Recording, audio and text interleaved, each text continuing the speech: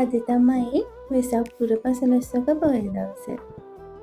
උදෙන්ම නැගිටලා අපි තුන්දෙනා මේ හදන්නේ වෙසක් කූඩු ටික අරව ගන්න.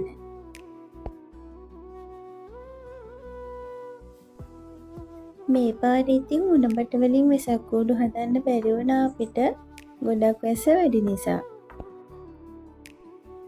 ඒක නිසා ඉතින් අපි ප්ලාස්ටික් කූඩු තමයි එලෙව්වේ. අක්කී නංගි ඉතින් වැඩ. අපේ ගෙදර තියෙන තැනට හුළඟ ටිකක් වැඩි නිසා වෙසක් කූඩු ඉතින් එල්ලලා තියන්න ටිකක් අමාරුයි. වෙසක් කූඩු ටික හදලා ගෙදර ඇවිල්ලා එල්ලනවා කියලා හිතලා තියලා පොඩි රවුමක් යන්න තමයි හිතාගෙන ඉන්නේ.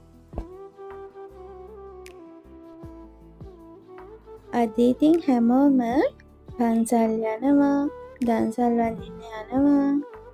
අපිත් ඉතින් පන්සල් ගියා. දන්සලුත් වඳින්න ගිහිල්ලා වෙසක් කූඩු එල්ලන්න තියෙන හින්දා රෑ වෙන්න කලින් ගෙදර ආවා.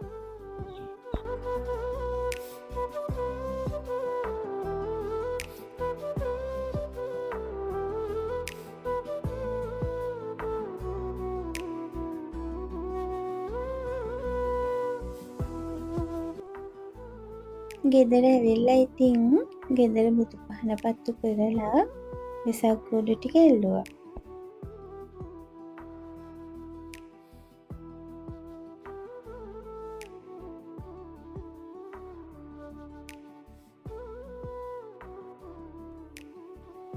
අද දවසේ ඉතින් ගෙවිලා මිරුණේ මෙහෙම තමයි.